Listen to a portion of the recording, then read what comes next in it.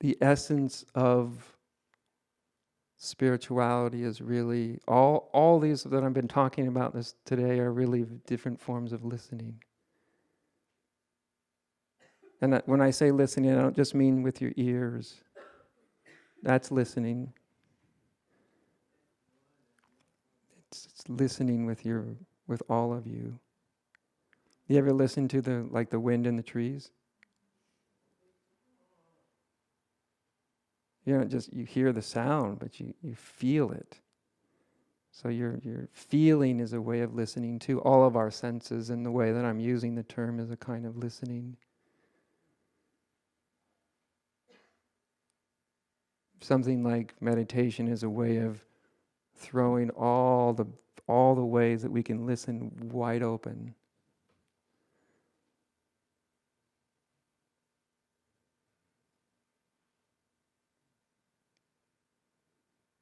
Until we're really just the listening.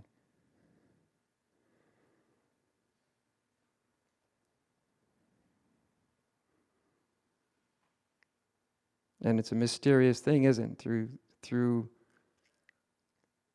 something that can be kind of boiled down into the art of listening, something about that gives rise to the most liberating insights and experiences of being that humanity really knows of.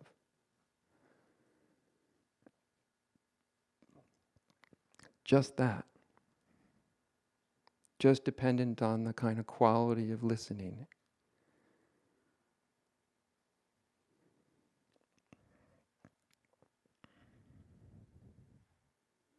So the next time you endeavor to do any kind of spiritual practice, or you sit down for a moment of meditation or whatever, you might just check,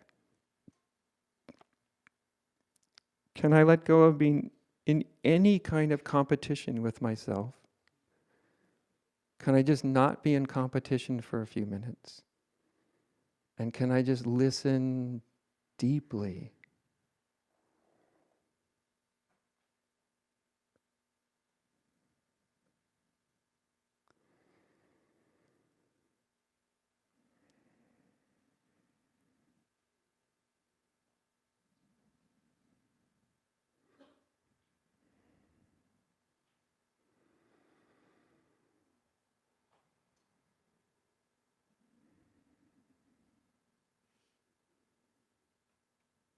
And as I said, it's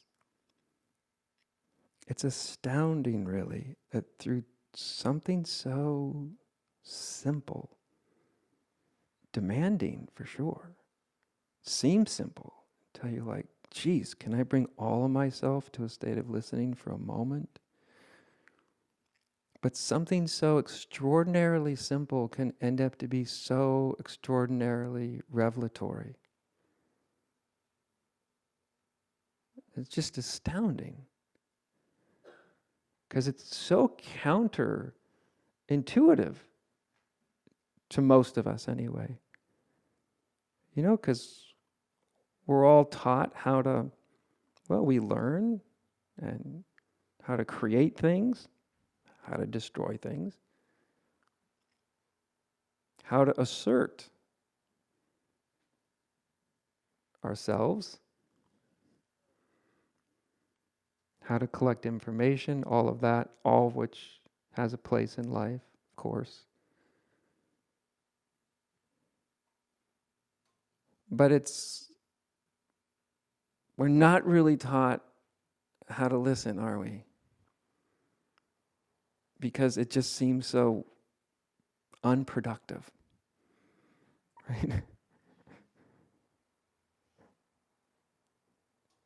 Walt Whitman's poems of loafing along the banks of the river, they just seem so unproductive.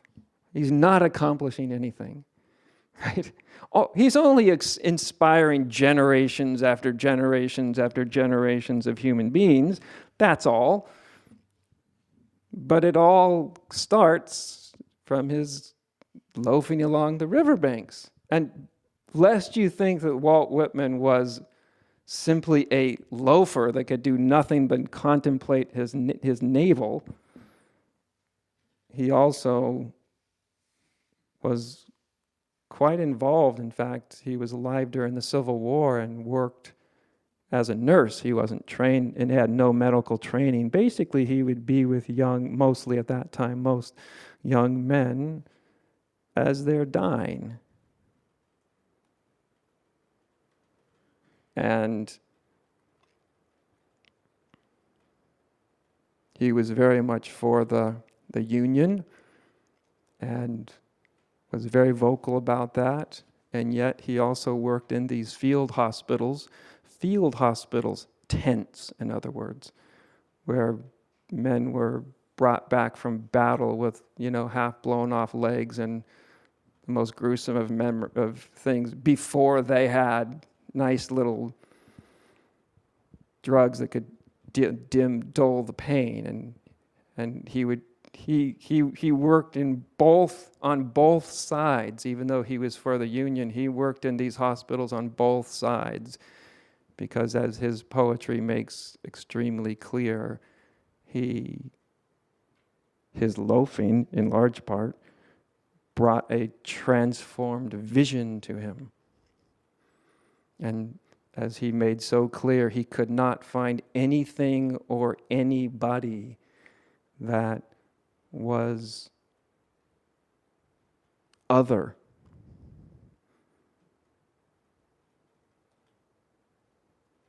than him. And he's graphic about it. It's not just highfalutin, soaring poetry, poetic rhetoric. He talks about the street person and the prostitutes and the drunkards and the you name it. And he was sure to include everybody that would seem unincludable, which was why he was an absolute scandal in his day. Absolute scandal, for the most part.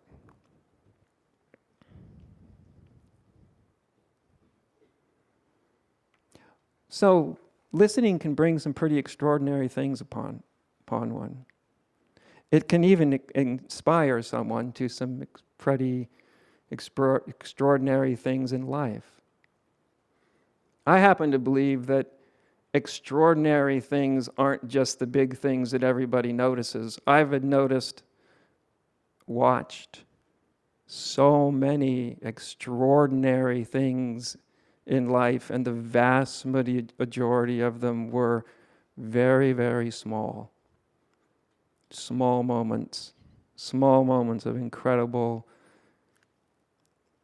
compassion, or small moments of incredible insight that were spoken sometimes when you'd least expect it, by the person you'd least expect to be saying it. So, extraordinary doesn't always look extraordinary from the outside,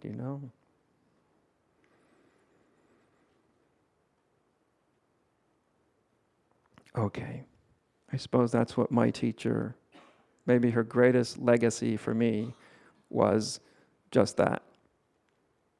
A Zen teacher who taught out of her house, having raised 5 children, very ordinary householder. And then you get to know this very ordinary householder, and you find an extraordinary human being. And, well, here we are.